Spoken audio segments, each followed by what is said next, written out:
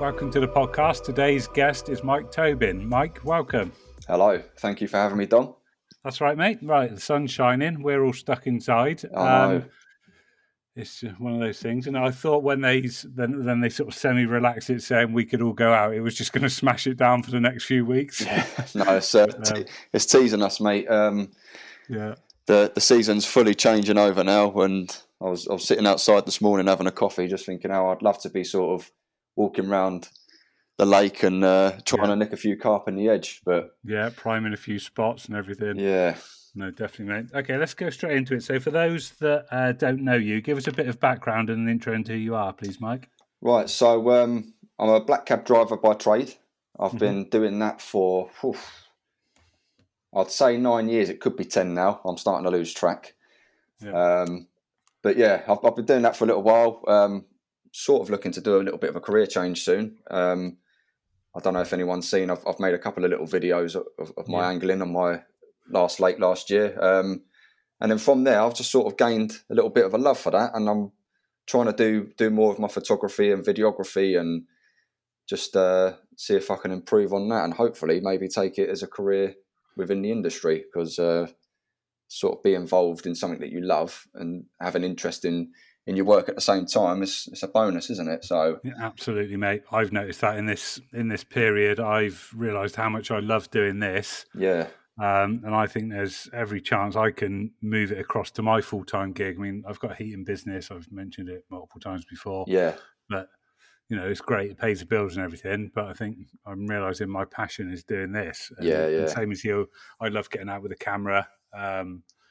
So, yeah, there's got to be a way to do it. And definitely life's short. You don't want to, like 10 years down the line or 20 years down the line, exactly, have a regret thinking, why didn't I bloody go for it when I had the chance? It's one of those things. I mean, driving a cab has its plus sides. Like, obviously, being self-employed, you pick and choose your hours. You still have to be disciplined to an extent. But yeah, it has suited me with my fishing because I get to fish midweek, which is like a ghost town on most lakes. Like, I've got the place to myself 9 times out of 10, so there's no pressure off anyone else. I could sort of walk around, do my own little bits and pieces without other anglers sort of disturbing a little spot in the edge that I've got going or something like that. Do you know what I mean? So it has its plus sides, but at the same time, I'm quite a creative person, and I need to be sort of kept occupied. And driving around a cab it gets a bit boring sometimes. Yeah, I suppose you're almost literally on autopilot, aren't you? Yeah, and it's not like the old days, like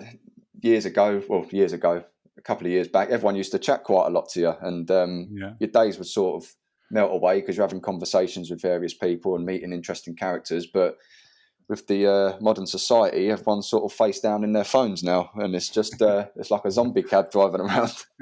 You almost need like some sort of signal jammer or something when people get in. So it's not quite the same anymore. And of course, London traffic's a nightmare. I don't know if you've ever driven around London yourself, but it's not a stress-free job. So, but no job is. But yeah, I'd like to do something within the fishing industry if I can, something a bit creative and I'm enjoying the learning process of it at the moment. That's what I was going to say. How did you get into the photography and the videography side of it, mate? Well, it's all come a little bit late in my fishing. To be honest with you, I've fished since the age of 5. I first went to a little park lake in West London called Gunsbury Park, and my dad and my granddad took me, and never been before. And they gave me a little roach whip with just a light setup on, and they showed me how to like sort of drop it in, hook a few maggots, and drop it in at the side of these pads, and the float's dropped, and I've struck into it, and obviously you've got the tapping of the roach coming along, and I'm bringing it in, and then all of a sudden this pike has come out of nowhere and absolutely smashed the roach up, snapped everything off, and I'm stood there in shock, like 5-year-old kid, thinking, what the hell was that? Like, this is the first time I've seen like a real fish on the bank, regardless. So to see something like that, it was like a monster to me. So from that moment, it's like fishing's always been a part of my life. I've always sort of done your general course fishing, just standard sort of Argos setup that I used to have, and done that for many years until I sort of eventually started getting into the carp fishing. And up until that point, really, I never documented any of my fishing. It was one of those things that I just used to go and do. and absolutely loved it. I was so involved in what I was doing at the time when I'm sitting on the bank, like just staring at the float all day long, that nothing else mattered really. Like it was just, I was there enjoying the moment. And it wasn't until sort of the Instagram era that I thought, you know what, I'm going to start taking pictures and documenting them on Instagram. I've never been a fan of Instagram before then. All these sort of social influencers taking pictures of their coffee cups and whatnot. It's never been my vibe. So I sort of got it just to store my own photos and to look at other fishing content. And from there, it was just standard phone shots, really, trying to make them look as good as possible and trying to do other little artistic shots on the side of whatever I could find around the bank, really. If I thought something looked good, I'd take a picture of it. And it started growing. Like I was starting to get a little bit of a following with anglers, but this was also a personal page of mine that I had my friends and family. And they got a little bit tired of being bombarded with fish, if I'm honest with you. So it got to a stage I was like, right, I need to have a separate account for this. So re-uploaded all my photos again, and then my girlfriend actually had a Nikon camera lying around that she had for ages and just wasn't using. So I picked it up, and it was like a spaceship technology to me looking at it for the first time. Like I had no idea what done what. So I started to slowly suss it out, just watching videos online and sort of like going from using the automatic settings to learning how to use the manual settings and what does what. So from there I started taking better pictures, and then I upgraded a lens to nothing special, just a 35mm lens. And I started taking the pictures, and then my Instagram page grew quite a lot. It's in a short space of time, really, and like people were commenting on the photos and saying that they really like the content and whatnot. And then I decided I'm going to start doing little edits of just holding the fish up, really, once I've caught them, just so there's a little video visual. And from there, I always wanted to produce a video, but never really had the guts to talk in front of a camera. I felt like a bit of a wally doing it, and it's hard, isn't it? It is really hard. Initially. And even though it's just you by yourself on the bank, no one else around, you're sort of talking to the camera and I'm thinking, I look like a bit of a nut doing this. Like it's a strange situation. So I went down the route of sort of just holding the fish up and editing a bit of music over the background, and it's all simple stuff, just on iMovie. Like it's nothing fancy at all about it. And it wasn't until I spoke with Lewis Porter, because we was actually fishing on the same lake. And we were talking about it all, and he said to me, he said, look, mate, he goes, like, I've enjoyed the little edits that you've done. He said, you should just keep going. He'd like, just go with it. Don't question yourself that you feel silly or have any doubts about yourself. If you want to do it, just do it. And with that, I sort of took it and went forward with it. And I'd done my first little video. It was just a little surface session video. And then from then, I've been trying to progress my video editing skills and sort of the way that I capture stuff on video to make it look more impressive. And then, it's just progressing from there, really. And I do little bits for Dynamite. I just produce little content videos of their products and stuff. And hopefully I can sort of get to a stage where I'll get to maybe employed by a company and see where it goes. But nice. Yeah, that's really good to see. And obviously you mentioned Lewis as well. Yeah. Obviously he was on recently. He's good lad, isn't he? Oh yeah, he's a legend, mate. Like he's really helped me out with a lot of the photography stuff and little bits of advice that he's given me, and especially with my own videos when I've had some of my target fish that I've captured, he's thankfully come down and done the shots for me and done a little bit of video, and so I've got good footage and nice photos of them fish. So he's a top lad.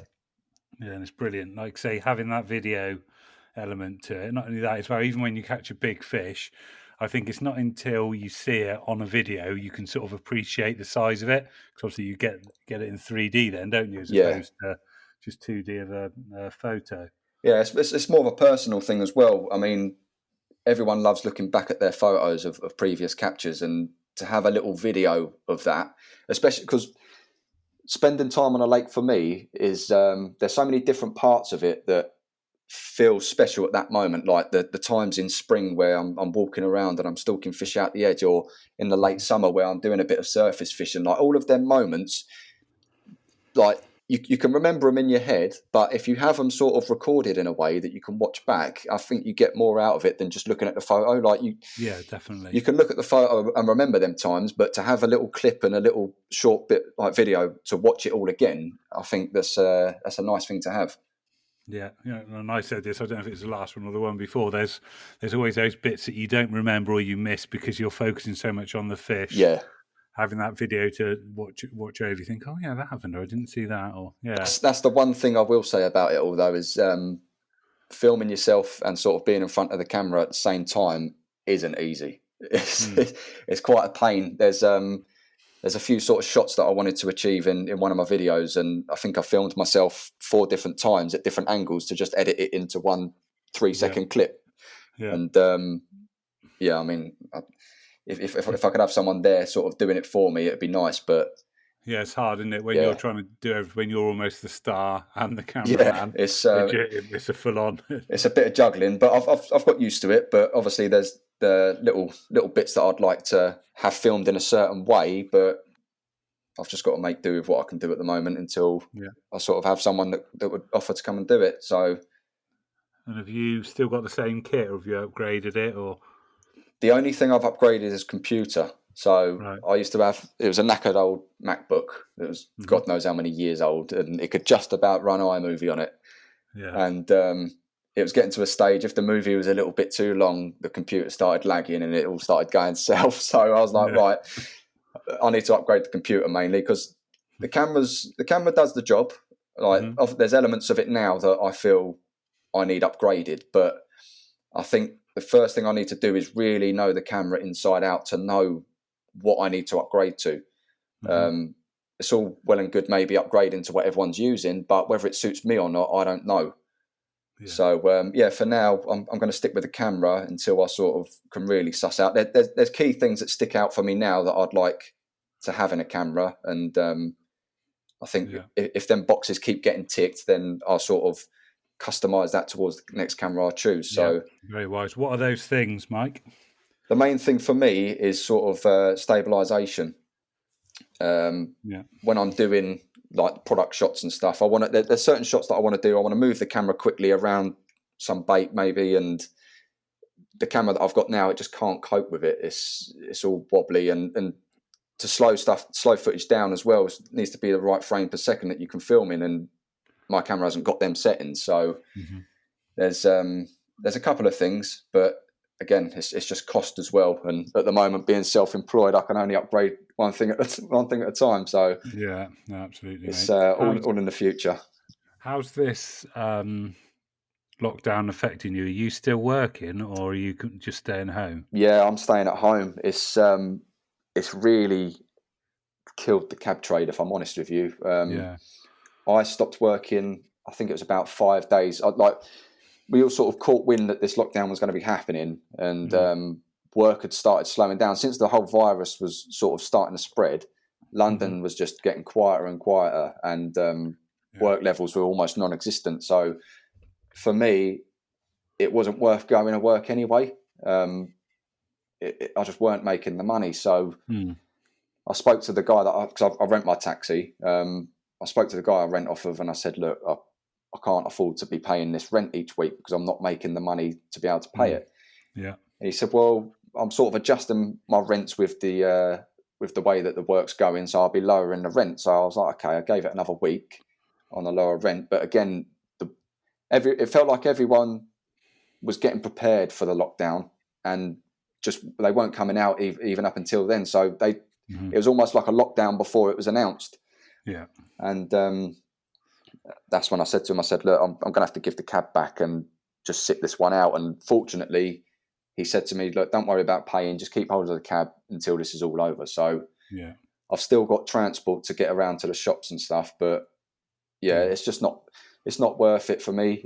It costs more to probably go to work than I earn. So yeah, absolutely. It's just I'm using the time to learn all the different softwares and stuff that I've now got, and I'm using I'm now using a lot of the Adobe stuff rather than iMovie, and it's again, it's a very different level. So there's lots to learn, and I'm learning loads every day. So I'm sort of making use of this time, and I haven't really had any boring days so far. I've always been occupied with something. So yeah, I know what you mean, mate. I'm the same with doing this, and I'm just trying to get to grips with Premiere Pro, but it's cool. It's very different, isn't it? Isn't it? I sort of I was comfortable with iMovie, and I thought, you know what, I'll jump on Premiere. That's what a lot of guys are using. Like Lewis has always said to me about it. And I was like, I'll sort of just transfer everything I know from iMovie onto there, and I'll be fine. And how wrong was I? Like it's very different. I mean, it hasn't taken me long to get used to it, and I can produce stuff on it again now, but. I would say I'm using probably 10% of what it's capable of, and I think I'm probably on about 1% or 2% at the minute. It's one of those things. I don't want to sort of just half-arse it and do know how to do the basics. I really want to get my head involved and know it inside out as well. So definitely loads to do. Good shout. It's good to see that you're spending it wisely, like I say, because you don't want to look back on this period and think, bloody hell, why didn't I do that? Yeah. I think I'd sort of be making a mess of my fishing gear and reorganising it just with something to do something if I don't have anything else to do. And the more I can sort of take a step back from looking at the fishing gear and dying to get out there, the better. Yeah. So it's definitely for peace of mind. Yeah, almost just it's sort of the old ignorance is bliss, isn't it? Just pretend it's not there until we can go again. That's it, mate. Yeah, I as well. Obviously, after having a play on something like Premiere Pro, it makes me appreciate even more like all the great videos, like the sticky videos, the ESP ones, all of them, how well they're shot and put together. Yeah, it's a lot of hard work. It's like even just when I started doing my own videos, like you had Jacob on not too long ago, and obviously before I met Jacob personally, I'd seen his videos, and you sort of watch it, but you don't really sort of appreciate how hard it is to make a video and edit it all by yourself. And it wasn't until I started doing it and I thought, bloody hell, like this ain't easy. Like I said, it's so hard to sort of think about how you're going to capture something whilst being involved with the fishing, because like a lot of my stuff is stalking in the edge, and you can't really take your eyes off of what you're doing and concentrate on other things. You need to be focused. So for like the one-man band of video making, like hats off to everyone. It's not easy, but the production levels of ESP and stuff like that is just it's superb. Basically, like that's my goal to achieve. Do you know what I mean? Like if I've got a target of how I'd like my videos to look, like they're the guys that I'm looking up to. Yeah, no, brilliant. Yeah, it's good to have something to set your sights on as well, isn't it? Yeah, definitely. I watched the Carl and Alex one as well last night. The Reservoir one. Yeah, that's on my list. I think I'll have a little look at that tonight. Yeah, it's good. And again, even when there was just one of them on their own, you think with all the kit and like trying to film the takes and stuff in the night, it's like fair play, lads. Again, until you've done it, even on a little scale, you just can't appreciate all that work that goes into it. That's one of the shots as well that is so hard to capture, is a live take, like with the alarm screaming off. I've been lucky enough to manage to get a few of them on camera, but that's purely because I'm watching the fish on my bait. Yeah. But some of the guys where, like, again, if they're fishing out in the middle of a reservoir, like, I don't know how, like, whether you just keep putting new fresh cameras in the battery and fresh batteries in the camera, and just keep replenishing it to wait for that moment to come. It's very lucky to capture that. Yeah, I think that's what they were doing, because he said he'll have to, on one bit, he'll have to change the battery at some point because it's running low on the old bike cam. Yeah. But no, fair play. Okay, if we move on to your own personal angling, have you got any decent stories you can share with us, mate? Yeah, last year, it was the second season I'd done on my lake, and the first season I didn't really fish too well.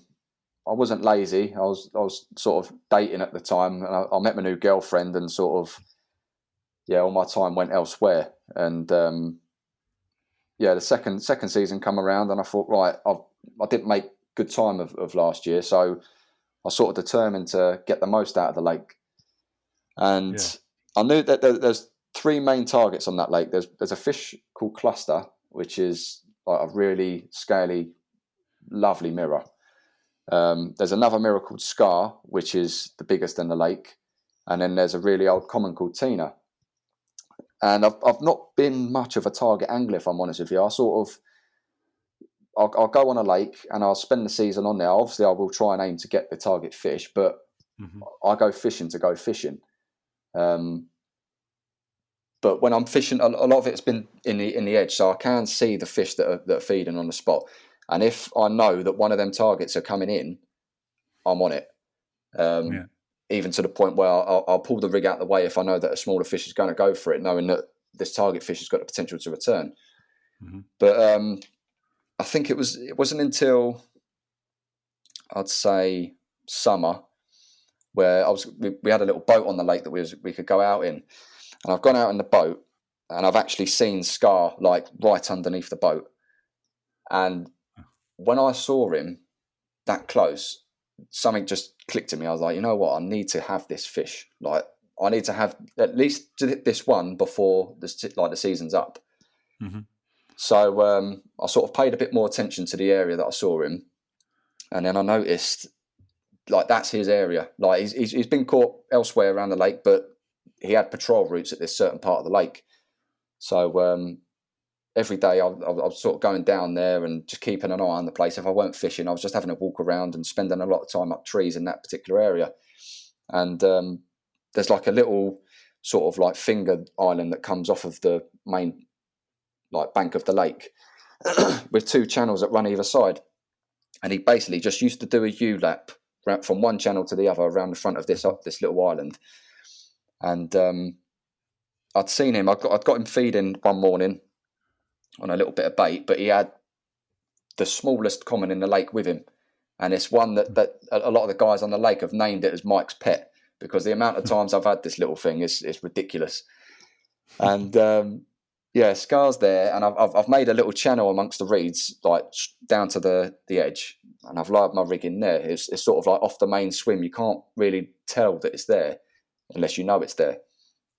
And I've put a little bit of bait in, and I've lowered my rig in, and I'm sort of took a step back and hidden myself amongst the reeds, and I'm watching it. Scar's come in, it's feeding. And then this little common's just comes steaming in, like doesn't care that the other fish is feeding there. Like he's getting all the bait before Scar gets a chance. And I'm there, sort of hands over my face, like please don't. Like this is the chance for me to capture this fish, and this little common's just coming in here, just ruining my chances. And I've sort of just like I'm looking, and it's starting to like the silt's kicking up, and I'm starting to lose visibility. And then all of a sudden, the clutch has just started tearing off, and I've hooked into this fish, and like the bow waves are like massive, and I'm like, it has to be Scar. Then all of a sudden he's just buried himself, bang, straight into a big ball of weed in front of me, and it's just gone solid. And I'm just like, right, I'm not miles away. I could get him in, but obviously you get bad angles when it starts hitting into the weed, and my line's all over the place, zigzagging.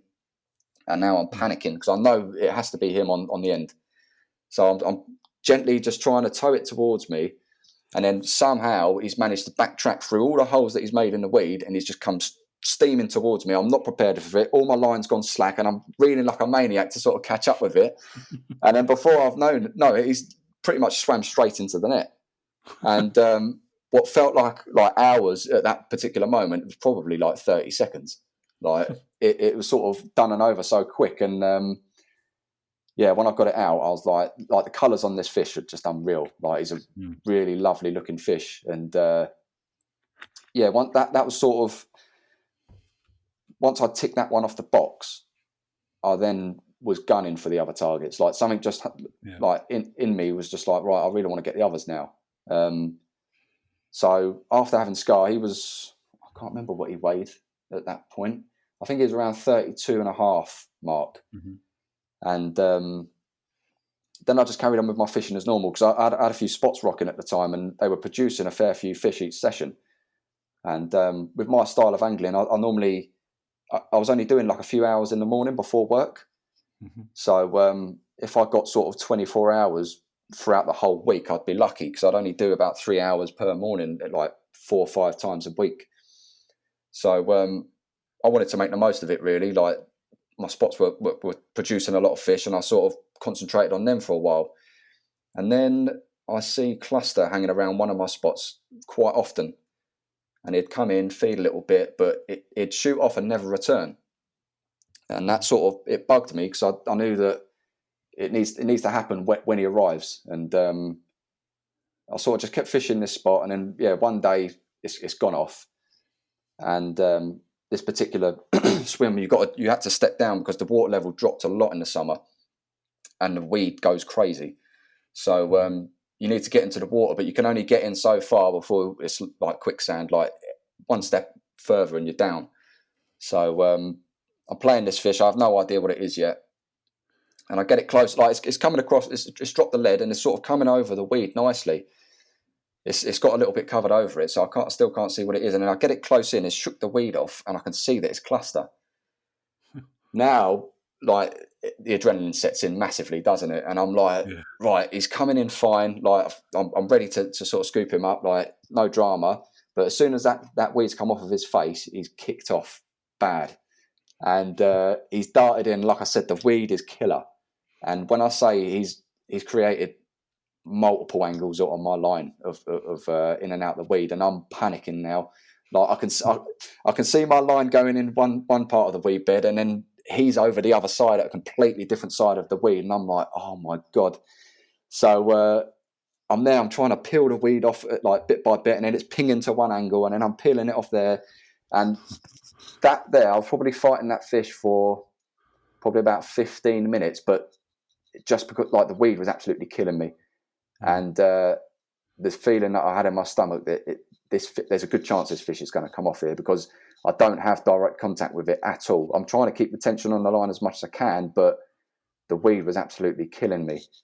And the moment that I got that fish in the net was like, the relief was unreal. Like, I couldn't believe it. And like, this fish in person is incredible. Like, the scale pattern on it, and it's a ridiculous looking fish. And I sort of like shouted out like a little relief. And I actually had a phone call off Lewis Porter like 2 seconds after I'd got it in the net, asking what the new code for the gate was, because he's on his way in. And I thought, that is an absolute touch. I've got like one of the best looking fish in the lake in the net, and Lewis is coming down. So I got some like wicked pictures of that one, and some footage. And then the final that I was after was Tina, and she's a very, very old fish and very slow moving, slow feeding. And from what I've known of her, she's been caught before in the edge, which suited me down to the ground. But it was just finding her. And one day I went down there, just usual stalking, like baited up a few spots, done a couple of laps. And I've come back to this particular spot, and it's fizzing like crazy and like completely kicked up. I know there's fish down there, but I don't know what's there. And I've sort of sat there, like, kept myself hidden, just watching the water. And then all of a sudden, like, this big shape just sort of drifts out of the silt, and I'm like, that's her. That is definitely her. And then she's got a bit of a wonky back, so she waddles off like in a funny way. And I was like, right, sprinkled a little bit more bait on, and then she returned. And everyone, like other people around the lake, they've said, like, once she starts feeding on a spot, that's her. She's there for the whole day, basically. She won't move. So I was like, right, that'll do me. So she drifted off again, lowered my rig in place, and then she comes back again, but she's back with like 5 other fish. And I'm just like, are you having a laugh? Like, I've got her by herself. She's good to go. Like, there's a good chance I'm going to have her. And then she's brought all these other fish back. And I was like, right, just praying that it's her that picks up the bait. Anyway, I'm sat there, hours gone past. Like, the fish are smashing it away. I haven't put much down there either. I sort of only put bait down for like a bite at a time. I'm not much for heavy baiting. So I'm thinking, it should have gone by now. Like, it makes no sense as to why I haven't had a bite. So they drifted out, and I'm like, right, I'm going to reset the rig. It's sort of bugging me now. So I've gone to lift it out, and it's snagged on something. And I'm just like, I know that spot there, because that's a particular spot that I know that I've been baiting for ages and ages and ages, and it's clear. So I'm like, what is it snagged on? Like, I have no idea what it's snagged on. Anyway, I couldn't get it out, so I've had to get in the water to unhook it for whatever it's on. And then this time I know that the fish have a good chance of returning. So I'm literally like going crazy trying to get this out as quick as possible with every chance of trying not to spook them. It turned out it was hooked on a root. So they've sort of dug out the bottom so much that it's gone into the roots of the reeds. And so I've sort of like let the silt settle down. I've sort of analysed an area that's definitely clear of it. I've reset the rig again and they've come in. So everything's been fine. After all that commotion, they weren't none the wiser. And again, I've sat there for another hour. And I've let them drift in and out. And yeah, an hour's gone by and I'm thinking, man, I've literally put like 2 boilies in, like broken up, and that's it. They should have picked me up by now. And I had that feeling, is it snagged again? And when I went to lift it out again, it's snagged on the root. And I'm thinking, they must be pushing the rig around and it's just getting hooked, or one of them are doing it on purpose. They know what I'm up to and they're doing me on purpose. But I had to go to work that day and I was in 2 minds of what to do. Like that's the other thing with being self-employed, isn't it? You know you have to go to work, but you have that little bit of leeway to think, you know what? No one's going to tell you. You know what? I'm not going to go. But I was like, no, right, I have to go. Like it's eating me up, but I have to go. So I went to work and I was on the phone to my friend like all evening talking about it and just like frustrated like crazy. I was saying I should have just stayed down there. Like that was my chance. And went to bed that night and sort of laid in bed for like 2 hours, just running it over in my head again, over and over and over and over. And I was just like, nah, you know what? I'm going down there tomorrow morning. I'm getting down there first thing. Like I've put bait in before I've left anyway. There's a good chance that Tina will still be about. So I've gone down there and stuck around for about like 20 minutes, like trying to scope her out, and I couldn't see her. So I've gone around the whole lake again, and now I'm just looking for her. Like I'm not looking for any other fish. I'm just trying to find her because she stands out when she swims up close to the surface. She stands out by a mile. And so I've done a lap of the lake, and I've come back, and she's tail up on the spot that like the original spot, and I thought that'd do.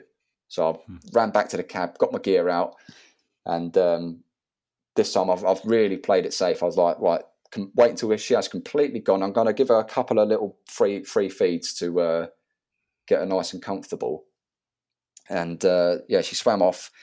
I've like put about 50 PVA nuggets on the end of my rig this time, like just making sure that there's no way this is getting snagged. I've moved it right away from the roots. It weren't the exact spot that I would have liked, but it was good enough. And I've watched her drift back in again. The silt's kicked up, fizzing, and then the rod's just bent round, and I'm into her straight away. I could see she's come up to the top. I could see it's her, and as much as I'd love to say that it was an epic battle, she sort of just turned her head, swam straight towards me, and it was over. But it was like a big relief to have her, because she was caught, I'd say maybe 6 weeks before, and she was around 29-12, I think she was caught at. Mm-hmm. And it's actually a fish that Lewis was after as well. And he goes, I would like to catch her at 30. And I was like, yeah, you know what, like that would be nice. So she's in the net, and she's looking massive anyway. And yeah, she came out at 31.8 in the end. So I was buzzing. Like I'd say it was between August or maybe the back end of June till the end of September, I managed to tick off all them 3 targets in one hit. So, oh wow! And then I managed to have another visit from Scar recently in January. It was like -5 the night before. Like it was really bad conditions, but I had one of the guys from Dynamite coming down just to do a little like article with me, and he sort of talked me through it, and he was like, yeah, like we go through like how you do your, because I was snag fishing at the time. He's like, we'll talk about your snag fishing. He goes, obviously if we can catch a fish, it'd be nice. And he texted me because he was coming down from up north, and he's like, the traffic is horrendous. He goes, I'm going to try and be there in 10 minutes hopefully. And I finished reading that text, like the alarm's ripped off, innit? And I'm playing this fish. I was like, this would do, like at least I'll have a fish waiting for him, and like it'd be nice for the article. Turns out it's Scar again, and this time I think he was £33.6. So he had upped in weight, but yeah, gutted that we didn't get it all on camera, but still made for a nice picture and a sort of cherry to top the article off. Yeah, oh, nice, mate.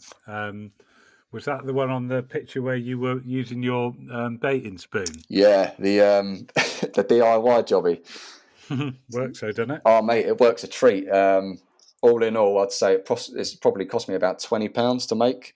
That's brilliant. How have you done it? Well, am I going to give away my secrets? Trademarking it. I'll have to, trademark it. No, it's just bits and pieces. So I used to be an electrician by trade, like a couple of years back. Well, good couple of years ago now. So it's materials that I used to use on site that I thought, you know what, if I adapt these, I can make them float and I can make them connect into one another. And yeah, it's worked. It's not the best. If there's a bit of wind, like sort of trickling on the surface as well, like you need to sort of adapt with it. Like you can suss out how to use it in unfavourable conditions, but on a calm day, it does the job. I mean, my one extends out. How many meters did I think it goes out to 22 meters, and it can go even longer. Like I just need to buy extra tubes to add onto it. But that was a massive game changer for me using that, like especially in the winter. To be able to sort of, I didn't want to use much bait at all. I wanted to use boilie crumb, and I didn't want to use a spod because obviously the noise and commotion it's going to make. Because I was snag fishing. Them particular snags, even if you can climb in and sort of stand above them in the tree, but any sort of slight movement, they bolt out of them snags, and the chances of they're coming back are very slim until like hours and hours have gone by. So I wanted a baiting spoon, but the prices of them can be a little bit off-putting. They are expensive. So I went about making my own one, and it done the job. And my first session in January, again, it was freezing cold. I managed the upper double and then a 30-pounder. And then I had Scar. And then I had a good few fish over January. And I would say it was down to using that baiting pole. I could get my boilie crumb and liquid bang on top of it all.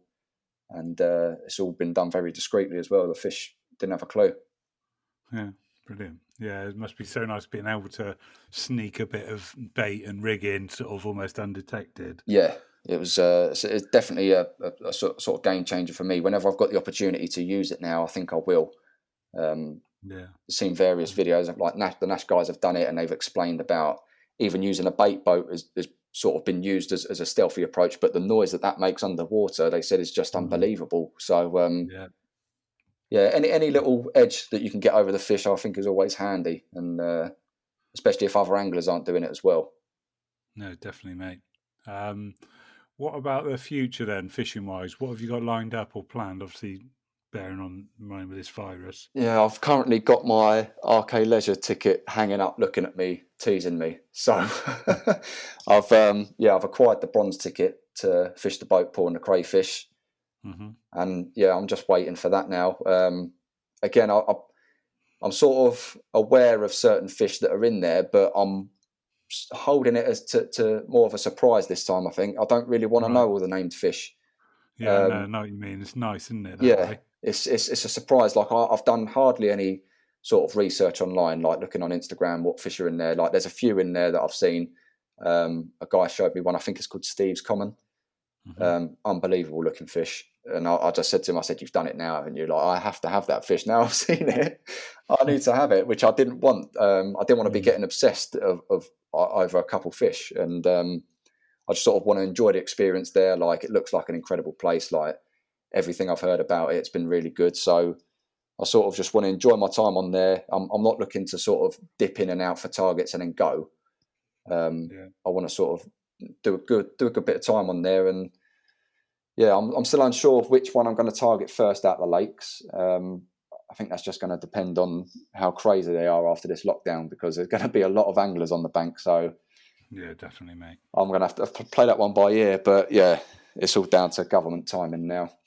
Yeah, agreed. Yeah, it's just seeing how it unfolds. Because I suppose as well, there's going to be a lot of people that are just going to have to get back to work and probably won't even have time to fish as well. Yeah, that's it. That's all like the spare money. Yeah, that's it. It's like money's very tight for a lot of people. This has come out of nowhere, hasn't it? So no one was prepared for it. That's the one saving grace, maybe. I don't think that's the right word to use, but being self-employed, I know that whilst everyone has to go back to work, I can probably get away with going fishing. So I'll make it work. I don't know how it's going to be yet, obviously, until I get myself there. So yeah, no, same. I'm trying to avoid going into people's houses because we do boilers, like install and service and repair, and it's just in and out. And I'm a bit wary because obviously, if somebody's boiler's not working, how honest are they going to be if people are ill or not? That's one thing that concerns me. I don't mind going into like empty properties and that, but it's same with me, mate. Like people are saying, like with a taxi, you've got like a partition between you and the passengers, so I could really block it off completely, and it's fine. But I just feel like the way that I'm looking at it all, it might be over the top, but the minute I leave the house, everything's contaminated. Yeah, no, it's better to be safe that way. Yeah. So even going to the shops, I'm sort of getting everything home and like decontaminating it with antibacterial wipes and stuff like that, because it's just not worth it, mate. Like you might as well. Yeah, no, exactly. Yeah, and it's because it lives on stuff, doesn't it? That's the thing for a while.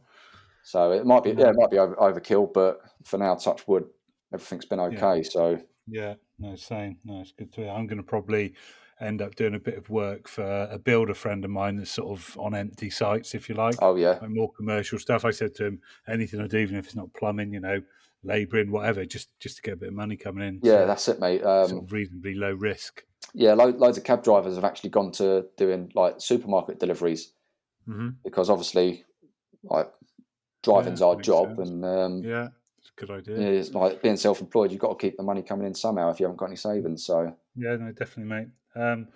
Okay, cool. We've covered a fair bit. If I can ask you, like the rotary style question, and your question is, how would you approach a new water for the first time? Which would be sort of quite topical after speaking about RK. Yeah. So my plans for RK, like first things first, I'm going to have a little walk around, and I like to. I mean, it's quite hard to do, but I'd like to try and find an area that's unlikely to other anglers if I can. Bearing in mind, like the use of a baiting pole. So for me, I'm going to try and find areas that I can fish and sort of get away with only me fishing it. I mean, like I said, it is near on impossible these days, but I'll sort of find a few areas like that, and then I will start baiting them up straight away, and I'll sort of build up a picture of feeding patterns with fish if I can. On my last lake, I sort of knew at certain times of the day in areas the fish will be turning up like clockwork, which I could really sort of adjust my angle into that. Then I knew that I didn't have to be there for the crack of dawn because one spot they won't get there until 9 o'clock in the morning. So if I can sort of build a picture up of the fish, and if they've got any little patterns and stuff, that's my first go-to. It's sort. Well, that's just that answer in itself is a pretty big and in-depth one. It's all, like you say, it's all about building a picture of the water, isn't it? And because you don't really, if you know what they're doing, you don't physically need too much time there, do you? No. If you're just there, like you say, at the right points. Yeah, that's again, like that was really key for me. Like knowing that I only had a few hours, I needed to sort of have a good idea of where those fish are going to be when I turn up to the lake. Obviously, baiting up in advance is a major plus, but again, certain fish were turning up at a set of pads at 9 o'clock because that's when the sun started creeping over onto it. So little things like that, like what parts of the bank get hit by the sun first, and little things that I can adapt to my style of fishing. Yeah, no, that's a real good answer, mate. And obviously, and as you're fishing, you're then tweaking and building your knowledge, aren't you? Yeah, and month by month, it sort of changes and evolves as it goes along. Like I've noticed on my old lake. So cool. Yeah, brilliant answer, mate. Have you got a question we can ask our next guest, please, Mike? I do. The question I'm going to ask is, what's the smallest changes that you've made in your angling that's made the biggest difference? Nice. Yeah, like that. Can you give us some examples of what you've done? Because it sounds like a loaded question. I've got two key examples that have made me make some changes. So again, with fishing in the edge, it's like looking into an aquarium, isn't it? You can literally watch everything that's going on. And my rig, I was using like an inline drop-off system with like sort of a 5-inch rig, maybe like 5.5 inch, and just a little slip D rig with a wafter on top. And that's worked for me loads of times, like fishing normally. But in the edge, I'd get bites, but there was little things that I was noticing. So the first thing was the smaller fish. They would move in, like the roach and rudd and whatever. They'd move in and they'd absolutely obliterate the little bits and pieces of bait. And I'd watch the wafter and it'd be dancing around like crazy, like moving in all sorts of different directions where they're having a little peck at it, and it's just flying all over the place. And carp would move in and spook off of that, which I was surprised by. I didn't think that it would make that much of an effect. And after seeing that, I was like, right, well, I've seen that happen quite a few times now. Like they're just not happy with that hook bait moving around. So I switched to a straight out the bag boilie, like pinned flat on the deck, no movement at all. And then from there, they'd go straight to it so comfortably and wouldn't even hesitate. But then it was hook length that made a major part in it all. Like changing the hook length, even just 1/2 inch sometimes, would make that difference in getting a bite. Like again, like 5 inches, it's not that long for a rig, I don't feel. Now I know it definitely needs to be a lot shorter, especially if you're fishing in the edge like that. And I had my rig in place, and this fish came in, and it probably picked me up and spat me out about 5 times. And it was almost centimeters away from really straightening up the hook link enough to sort of make contact properly. And it was a good fish as well, and I was gutted. Like it was driving me crazy. So after it moved away again, pulled the rig out quick, and I shortened the hook length down to about 4 inches, and put it back in. And of course, the fish came back in with my favourite fish, Mike's Pet, and Mike's Pet nailed it. But from that moment, I kept it to a really short hook length. And if I'm fishing sort of on a clear, I know it's a clear spot, even if it's not in the edge, I will keep it really, really short. And since then, like the rest of that season, then I was having fish like crazy. Like it really changed my catch rate. So they're my 2 key things, like little changes, like subtle changes, but they made a massive difference in my catches. Oh, brilliant. Nice one, mate. That's that'd be a really good question as well. I might even keep that question, and it's like one of the more staple ones. Yeah. Well, actually, while we're on it, and you sort of covered a little bit about watercraft, but what are your views on watercraft? Like have you got any tips that you haven't mentioned already, and like how you'd approach a new water? So any other tips for watercraft or wind direction, your views on that? To be honest with you, wind direction it's never really played a massive part for me. I don't know whether it's just down to the types of lakes that I've fished. Like they've not really been that open. They're all pretty sheltered, and I don't really think it's made too much of a difference. But yeah, for me, it's more like the subtle things that I'm looking out for, like little like patterns in the water from like tail patterns, like subtle things that I notice. And it's like a pair of Polaroids and sort of just scanning the water massively, especially like if you can get into some snags. Like the snags are one of the first things that I keep an eye out on for fish, because it's sort of like a go-to, isn't it? It's a banker spot. Open water fishing,